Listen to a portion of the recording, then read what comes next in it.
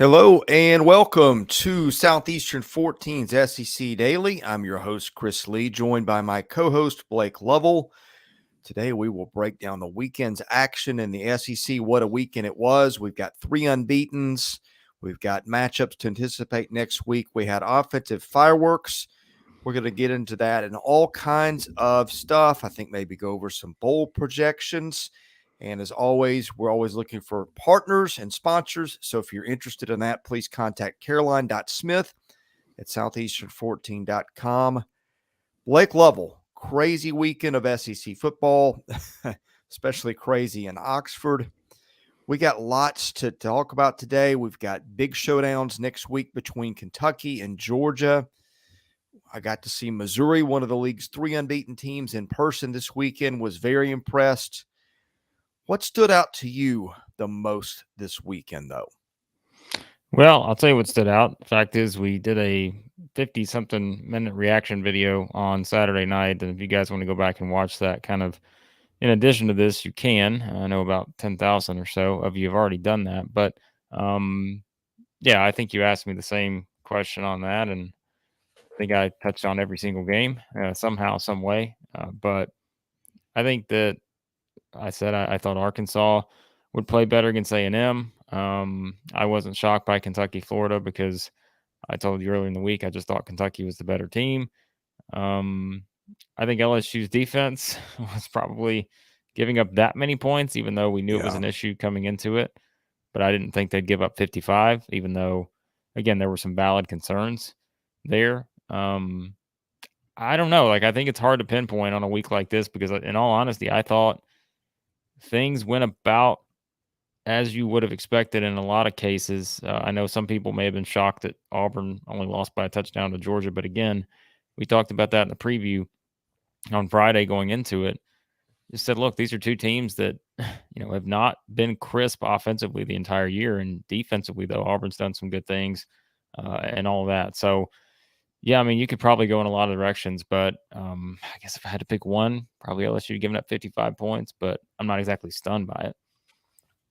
The disparity between some offenses in this league is pretty astonishing. I mean, you've got Ole Miss and LSU.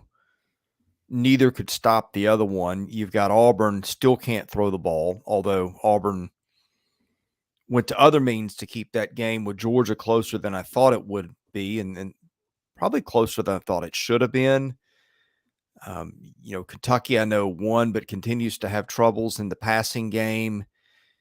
I think that's one thing that stood out. And I think the stat of the weekend, look, there were lots of big stats, and we can get into who was the standout of the week, because picking player of the week this week is not an easy task.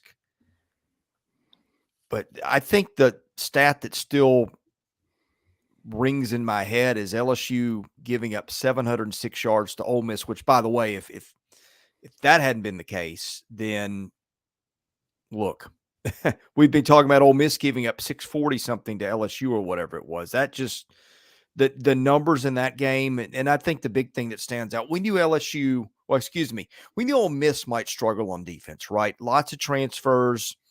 Defense has never really been Lane Kiffin's strong suit, but it's crazy to see LSU struggling so much with so much talent. Did you see what LSU did this morning, by the way? I don't know if you caught it in your show prep.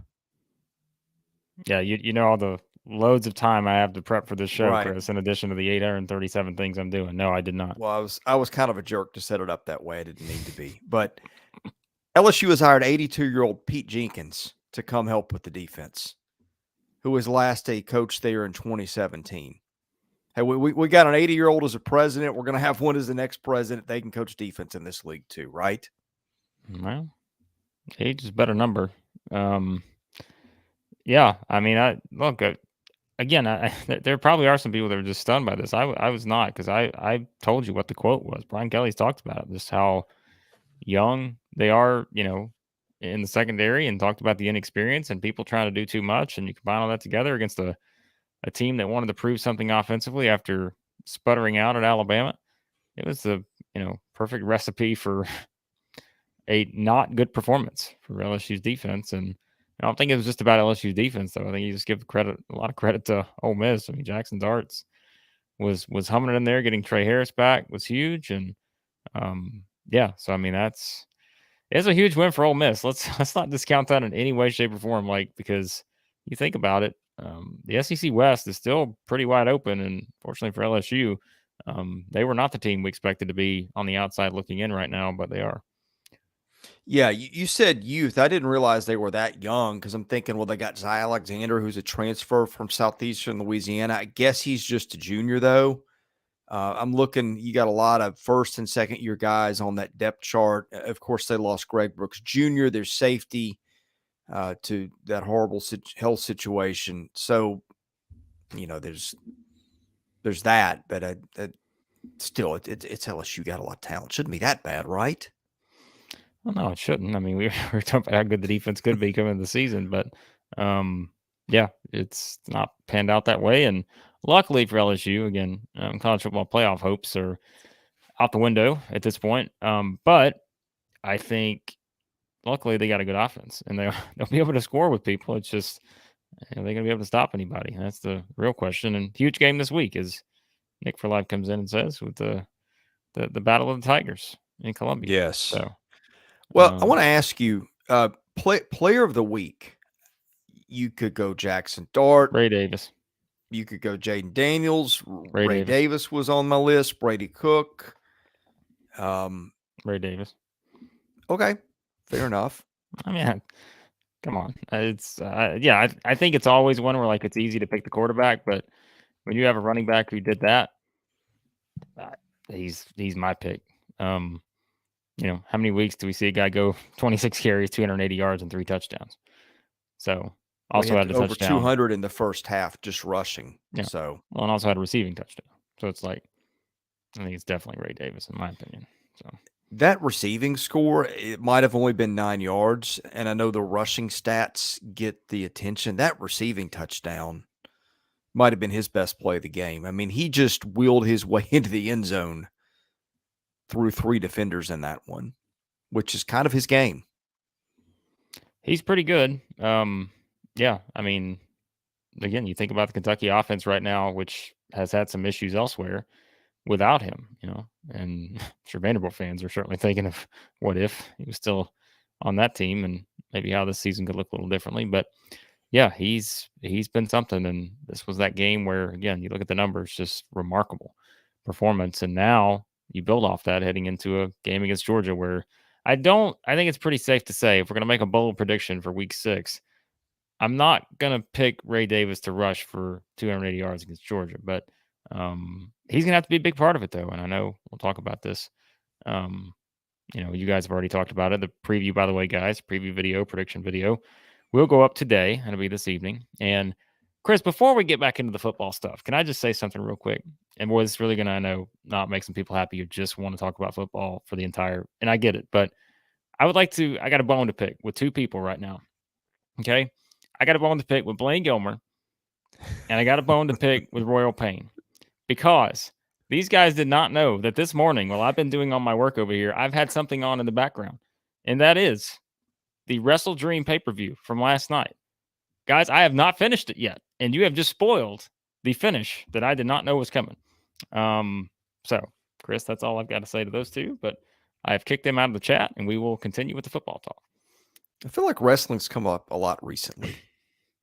Don't blame me. The people want to talk about it, and so I mean, it's not Blaine and I's fault on that. So I'm sending you guys photos yesterday of.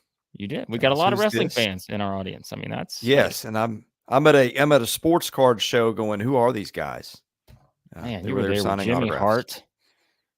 You were there with all these guys. Who had a megaphone with him, by the way. Jimmy Hart has never not had a megaphone. I gathered he sleeps with a megaphone, from what I understand. But let's talk about Missouri. You were there. We mentioned this on we mentioned this on the reaction video. If you guys didn't see it, again, we did one on Saturday night. But I know we got a lot of Missouri fans who popped in here, and I mean, you were there. You kind of gave your thoughts on the other video, but look, we said, right, it was one of those things where it's we kind of just saying, man, the schedule just shaped up so nicely for them to be in the spot now to where they are. But we said it wasn't going to be easy because we're like, okay, what if they're 5-0? What if they're 2-3? What if they lost some of these games? But they have just keep finding ways to win. And like they just keep doing it week after week after week. And now you get an LSU team that, like we just said, is reeling defensively. Um, Man, this is great. So great setup for Missouri. Well, with the caveat that Vanderbilt is moderately dreadful right now and starting 2 freshman corners. I'm watching that game, and you can only do what is in front of you. I don't know that Brady Cook threw a bad ball all day. I think Brady Cook is the most under-talked about player in the league right now because everybody at Missouri, it felt like, wanted somebody other than Brady Cook to be the quarterback. But you know what? Ask Auburn what happens when you don't have a quarterback. It makes a big difference. And you got some other teams in this league that are getting very mediocre quarterback play right now. Blake, all the offensive fireworks in the league, who is leading the SEC in yards per passing play? Well, Chris, I'm going to give you my answer. And given that you're asking me this on the heels of talking about Brady Cook and the Missouri Tigers, I'm going to go with Brady Cook and the Missouri Tigers. Yeah, I kind of put that one on the tee for you. But I don't want to look at the numbers. He actually averaged 9.6 yards an attempt, which you're watching that and going, it's amazing to see a guy have a game like that where he threw for about 400 yards. But you're looking at it after the game going, he just did what he's been doing all year, guys. I mean, he came in averaging, what was it, 73% completions. That goes up to almost 75 after Saturday. The yards per attempt, right in line with what he's done. They're not turning the ball over. Missouri's turning the ball over less than 1% of the time. And he hit Luther Burden with 2 throws that he just lays it out there. Burden's turning around looking for it. And the coverage could have been worse on both those throws. He just put it exactly where he needed to put it. And, of course, when you've got a guy like Luther Burden that you can trust to make the play, that helps. But a lot of guys couldn't have made those throws. And they found Theo Weiss. He had 7 catches in the first half. They threw a touchdown to, I think, was it Marquise Johnson in that one too. So there was also that. I think one of my questions about Missouri was, could they find other guys? And we know Burden's a stud, and he was in that game. But Theo Weiss stepping up to go 10 for 118 and a touchdown. They didn't run the ball as well as they normally do.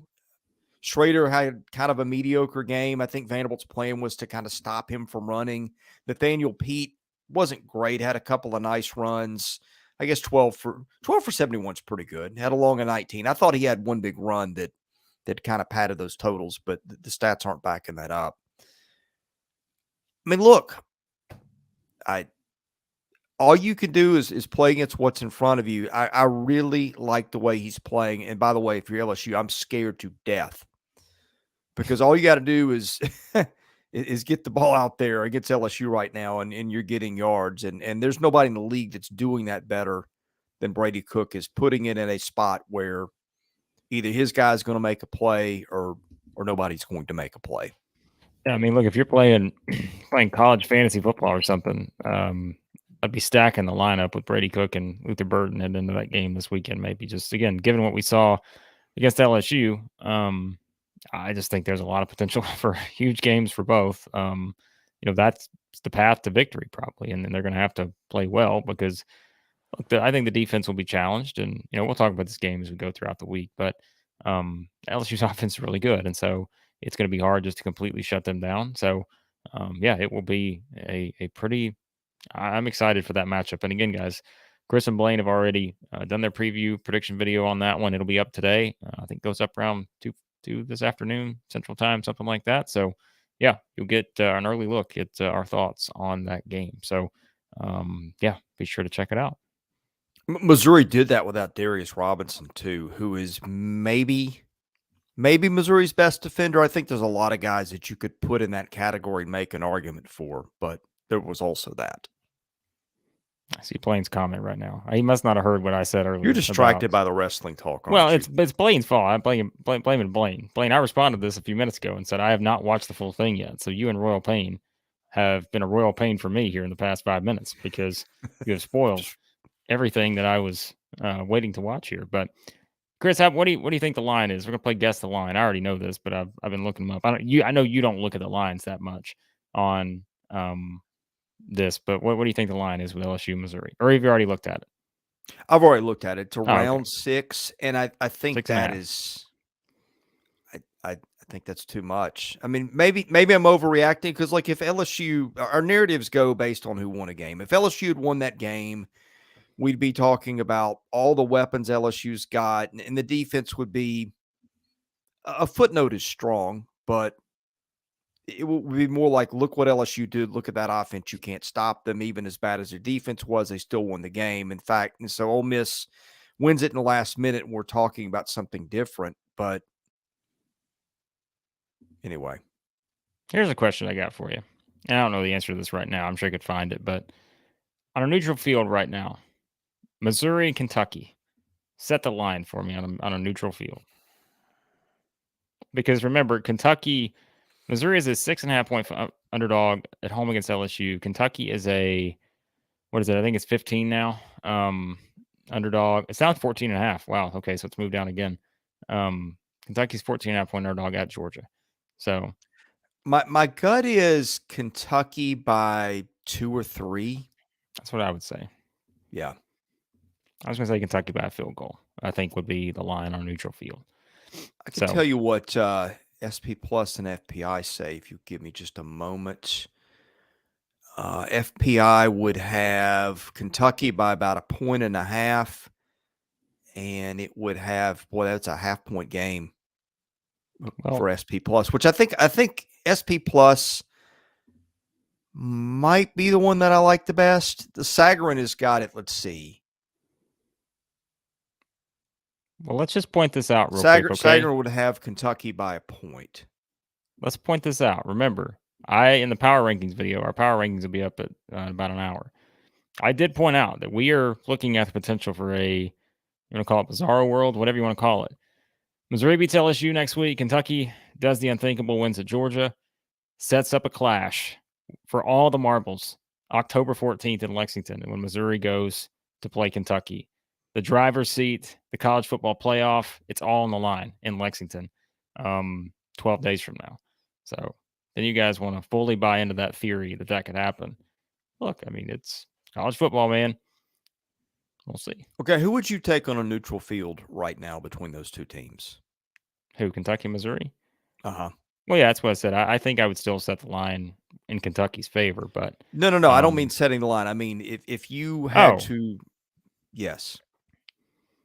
Boy, I tell you, with Kentucky's passing game issues at times, that would worry me a little bit. Yeah. Against that Missouri defense, and then the Cook to Burden connection. I mean, look, I'll play to the audience here. I'll take Missouri. There's more Missouri fans in the chat than there are Kentucky fans, so I'll say Missouri today. You're welcome, Dean, Matthew, everyone else in the chat. So, well, I will not play to the audience. I'll just tell you what I think. I would take Missouri. And look, I think I like Kentucky's defense probably a little bit better. I definitely like Ray Davis better than anybody that Missouri has in the backfield. And Missouri's run the ball well. I'm not knocking Missouri. I just think Davis right now is your number one back in the league. Yeah. But Missouri is not making mistakes in the passing game, and Kentucky is. No, Kentucky's not paid for it yet. Some of that is the schedule, and some of that is Ray Davis doing Ray Davis things. But when I cannot make up my mind on something, I usually go quarterback. And right now, I love the way he's playing. And now look, there's a flip side of this too, right? If you're a Kentucky fan, you're probably sitting in there going, well, wait a minute, we're 5-0. Defense is playing well. The defense is not playing over its head. We knew Kentucky would probably have a good defense because that's what Mark Stoops does. He coaches up defenses.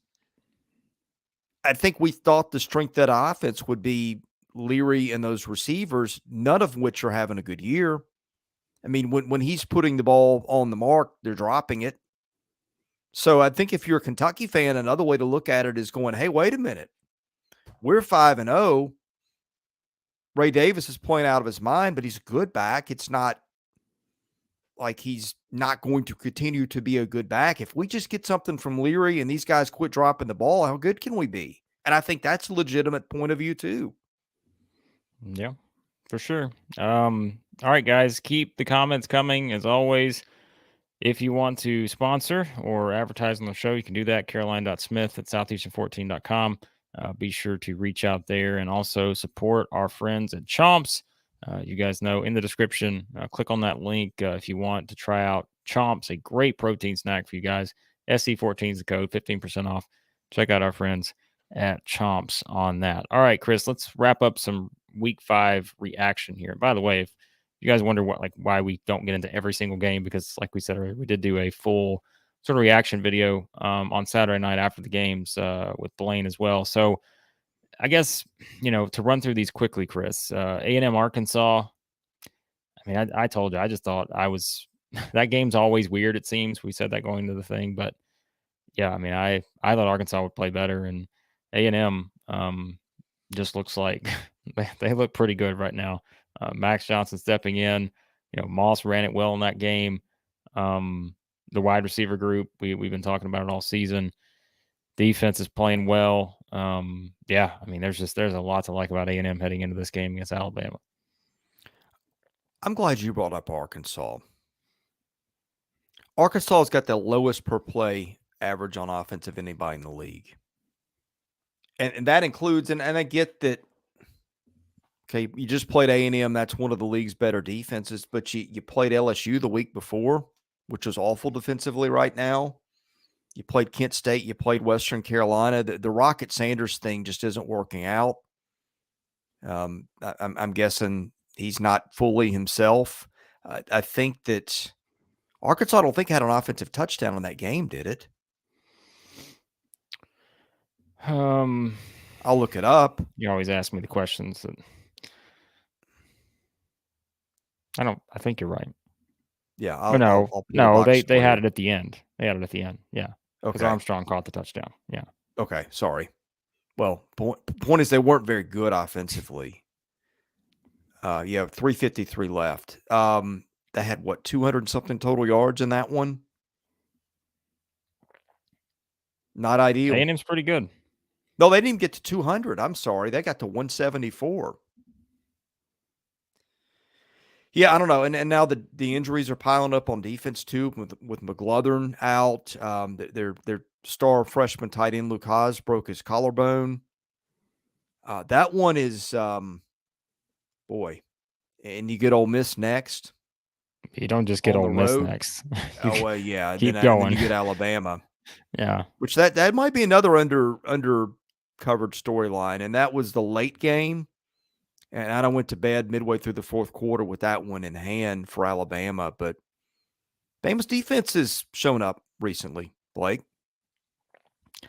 I mean, yeah. If you really think about it, other than one game, it has all year. I was going to say, that was Texas. If you really think about it, people I think have been jumping to conclusions on the defense, but they played Texas, who is pretty good offensively, and so I don't know that defense is not even close to a problem, right? Because they only give up 10 to Ole Miss.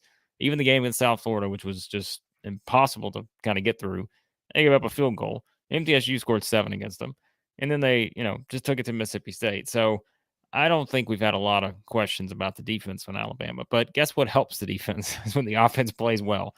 And, I wouldn't say they're just completely perfect against Mississippi State by any means, but man, Jalen Milroe is just, look, I think that's going to be such an interesting matchup to me is, Jalen Milroe and kind of his ability, dual threat going up against this Texas A&M defense now that we know, has given up some big plays. Obviously the Miami game's the one we all look at, but Alabama being able to keep the running game going.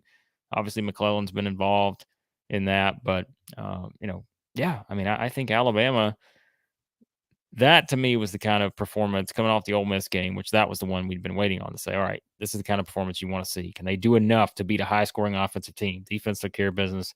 Offense did enough to do it. Go on the road here, hostile environment. Mississippi State, obviously is not a great team right now, but still to go out, take care of business, control the game, that felt like vintage sort of Alabama in a sense. Yeah. So, yeah, I mean, I think that anyone kind of jumping off the Alabama bandwagon just yet, I wouldn't say is probably the best idea based on how we've seen them play the past couple of weeks. Although, as Blaine mentioned, it's the defense though, or excuse me, this matchup against Texas A&M. That's a tough one. That line's already moving down. I think I said it on the reaction video on Saturday night. I think it was like 3.5 moving down in A&M's favor. Going to be a wild one, I think, in College Station. Yeah, and that was a weird game box score wise because Alabama only threw it 13 times. Of course, it threw for $164. State has got one of the 2 or 3 worst pass defenses in the league. I think that conversation right now is probably LSU, Vanderbilt, Mississippi State. But when you're up 31-10, you don't have to do much other than just keep it on the ground and run the clock out and keep scoring a few points here and there, which is more or less what Alabama did. Yep.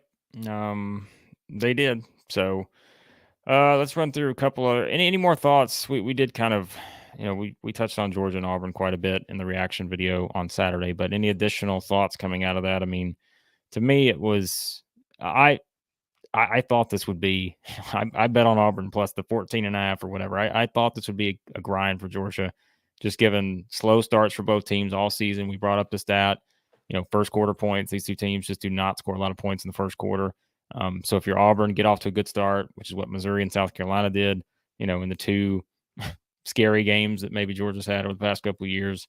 Got off to a good start, had a chance right down to the end, but you want your biggest playmakers to step up and make plays. Carson Beck, Brock Bowers, they step up and give Georgia the win on the road. So, yeah, did you see the last Bowers touchdown? Oh yeah, they won the game. That was something. Because he had what?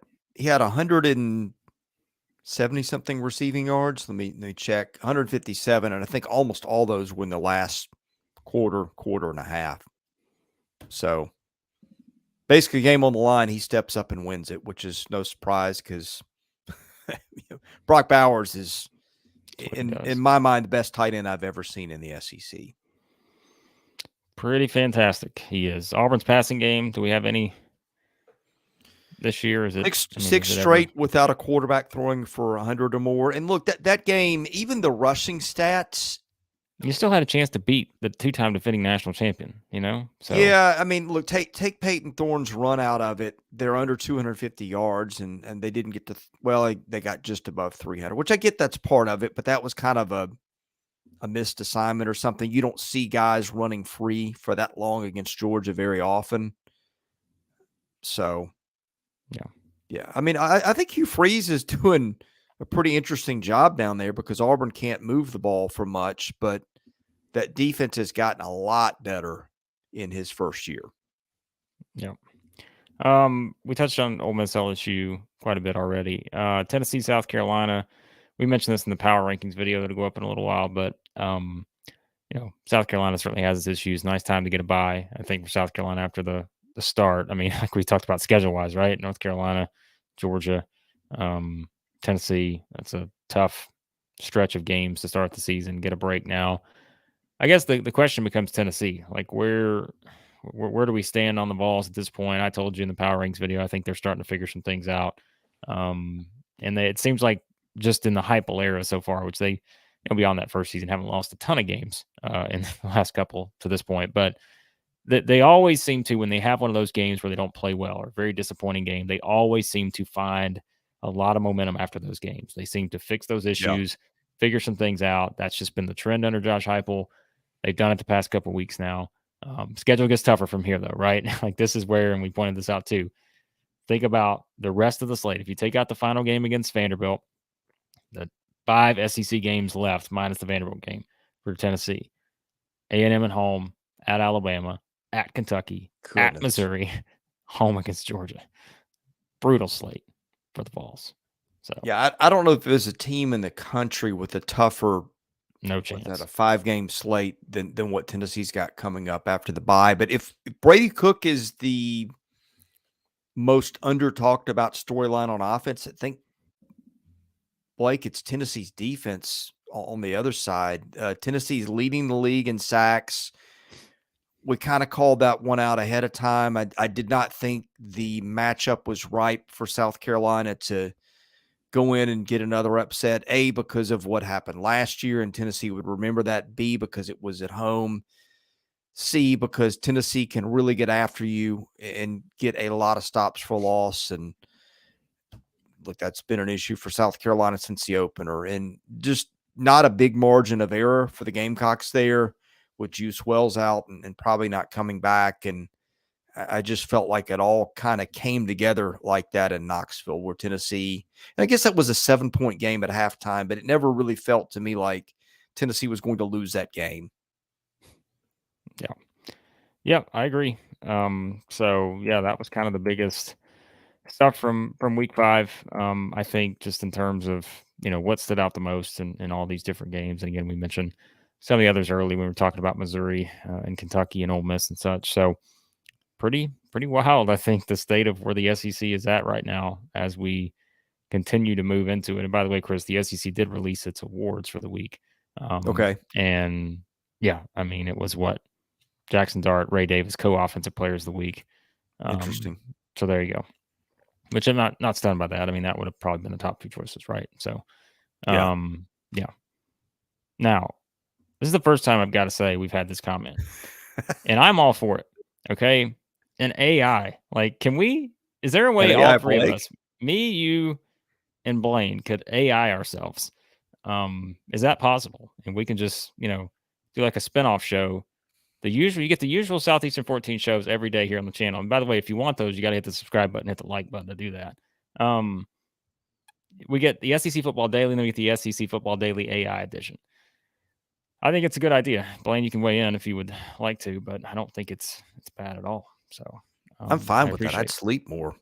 I appreciate the compliment. I'm all for AI at this point. Okay, so. You've been called AI. You've been called Ryan Day. I feel like I'm missing a couple too. Well, don't give people any ammunition here to be able to call me names, Chris.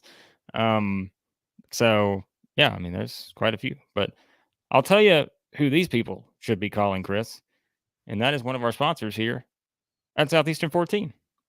My Perfect Franchise, right? If you got time to jump in the chat and call my man Blaine here AI, maybe you need to be working harder. I don't know. And I know the guy that can set you up with the right career, and that's Andy Ludicky of myperfectfranchise.net. Andy, what they do is they talk to you, they sit down, they take an inventory of your skills, your history, and the lifestyle you want to lead. Blake and I both have kids. Time away from work is important to us, even if it is fleeting these days. But what Andy does is they've got a relationship with all kinds of people who own franchises. And they match you with somebody that they know that operates a franchise that they think would be right for you. It's all based on what you tell Andy you're looking for, what your skills are. They're not trying to steer you towards one franchise or another to get more money. That's not how it works. Go check out my buddy Andy Ludicky and My Perfect Franchise today and let them know you found out about what they do here at Southeastern 14. Yep. Check them out. And all right, Chris, we are going to wrap up a little early today, guys. Not right now, but just giving you a heads up. We're going to wrap up probably in about 10 to 12 minutes here for today. But let's talk about some bowl projections. You want to do that? Because I think these are interesting. So I went over to the Action Network here, and Brett McMurphy always does a good job. Has put out his bowl projections for as things stand right now. We get into October. And yeah, Blaine's comments are just getting me. So his national championship, here's his college football playoff. He's got Georgia versus Texas, Michigan versus Florida State. He's got Georgia and Florida State in the national championship game as of right now. I'm going to look at some of the other SEC ones. Peach Bowl, Alabama, Notre Dame. Boy, we want to see that again. I feel like every time we've seen that. Yeah, we know how that ends. So the Cheez-It Citrus Bowl, because I can't think of anything better. When I think of Cheez-Its, I think of citrus. Right. And so the Cheez-It Citrus Bowl, Ole Miss and Maryland, the ReliaQuest Bowl, Texas A&M and Wisconsin, the AutoZone Liberty Bowl. Let me just tell you right now, Missouri fans, I hope you're not in the Liberty Bowl, because that just tells me that things are going to fall That off tells from you here. the season's not gone well from here. Yeah, because like I got nothing against the Liberty Bowl, but I would hope Missouri's in a much bigger bowl than this. Missouri against BYU in the Liberty Bowl, Music City Bowl, Florida and Illinois. And by the way, just so you're aware, they also Action Network does a great job. You know, they do a lot of betting stuff. So every game I mentioned so far, the SEC team is the betting favorite if it was set right now. So all those games, Tennessee and Miami in the Gator Bowl, that'd be a fun one, I think. Kentucky and West Virginia in the Tax Act Texas Bowl. These names are just getting me. Did you ever think we would get this in the Duke's Mayo Bowl this season? LSU and Clemson in the Duke's Mayo Bowl. I got nothing against mayonnaise, but man, I did not expect those two. And look, this is just projections, but to think about kind of maybe where things are at. And by the way, LSU would not be considered the favorite in this game from a betting standpoint. So Clemson would be a couple point favorite here, according to this from Brett McMurphy in the Action Network. Going on down here, the Birmingham Bowl, South Carolina and Baylor. The Gasparilla Bowl in Tampa. We would see what another team from Alabama could do against South Florida, because Auburn in South Florida is the one that's set on that one. And I think, Chris, that should be everybody except for who? Arkansas and Vanderbilt? No bowl for Vanderbilt, no bowl for Arkansas. And by the way, Noel, I'm looking Mississippi State too. Yeah, I've got some, and I'm looking at Saturday down south. They've got Georgia, Florida State in the Sugar Bowl. Brett McMurphy had Georgia and who? Was it Georgia and Michigan, or was it Georgia FSU? No, it was Georgia and Texas. Yeah. Okay. In one of the playoff bowls. Peach Bowl, he's got Alabama, Ohio State. Or Saturday down south does. Where did Brett McMurphy have Alabama again? Peach Bowl.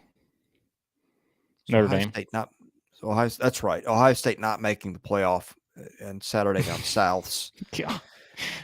Yeah. Cotton Bowl, Miss Fresno State. Citrus Bowl, LSU and Wisconsin. ReliaQuest Bowl, Texas A&M and Iowa. A&M's going to get a better bowl than that. Yeah, I think that's way too far down for A&M. Yeah, and here's another one. They've got Mayo Bowl, Missouri and Duke. That's Missouri and Duke in the Mayo Bowl. Missouri fans, would you rather go play Duke in the Mayo Bowl, or would you rather play, I don't even remember who I said, in the Liberty Bowl? Man. Yeah. Tennessee and Maryland in the Music City Bowl. I could, based on that schedule, I could see Tennessee getting knocked down that far. Texas Bowl, Kentucky and Kansas. That's another one that seems a little light. How do you have Auburn in the Gator Bowl and Kentucky in the Texas Bowl? That's what Saturday down South's got. I'm not buying that. Arkansas, West Virginia in the Liberty Bowl. I don't know how Arkansas gets to a bowl at this point. I mean, I guess it's possible. You got FIU coming up. Yeah, Auburn's winnable if you can stay healthy at Florida. There's some winnable games here. Mississippi State. So the better part of the schedule maybe ahead on some fronts. And then South Carolina against UCF in the Birmingham Bowl. I have some doubts about South Carolina getting to 6 wins. And then Florida and Memphis in the Gasparilla Bowl. So interesting. Well, they're your bowl projections for as things stand heading into week 6. Ours. Not ours. A couple resources available for you there. So yeah, these mean nothing as of right now, but they're kind of fun to look at when you just think about the trajectory of these teams and what they could be. But as we say, and we said it on, the reaction video, it's so hard to predict the SEC right now. I mean, because look, somebody's going to get a loss on Saturday between Alabama and Texas A&M. Somebody's going to get lost between Georgia and Kentucky. Somebody's going to get lost between LSU and Missouri. And so then you start to keep adding those on to it, right? And that certainly impacts bowl projections and all that. So Yep, that's where things stand, Chris. So Yeah, Florida and South Carolina are two teams that I think I have some doubts about each of those getting there at this point. Auburn, I just don't see Auburn as an upper level bowl team. I mean, it's going to be hard. The defense will keep them Yeah, in. when you can't throw the ball, and I think Missouri and Kentucky are getting undervalued at this point. So, by the way, we will talk about these probably with Brian Edwards. Brian's going to start doing a couple of shows with us a week. He and I are going to do one on our usual Thursday show, betting show. We'll move to Tuesday and kind of look at the early week, look at the lines and futures odds and all that. Then he'll be doing the normal betting preview show on Thursdays with Jay Greason, which they started doing that last week. But if you want your national championship, college football champion odds as they stand right now, if you guys want to go out and throw some money down on these, I do not condone this, but I'm just giving you the numbers. Georgia plus 300, still the favorite. Michigan's close at plus 400. Next SEC team, Alabama plus 2,500. So there are 1, 2, 3, 4, 5, 6, 7. There are 8 teams between Georgia and Alabama in terms of the national championship future odds, Chris. Remember, usually most years it's like you got 3 SEC teams in there in the top 5. Not the case this year. Georgia's the favorite. Alabama's like, what, the 10th favorite or something. So a lot of other teams sprinkled in there. And that's why, look, you talk about the importance of the college football playoff, right?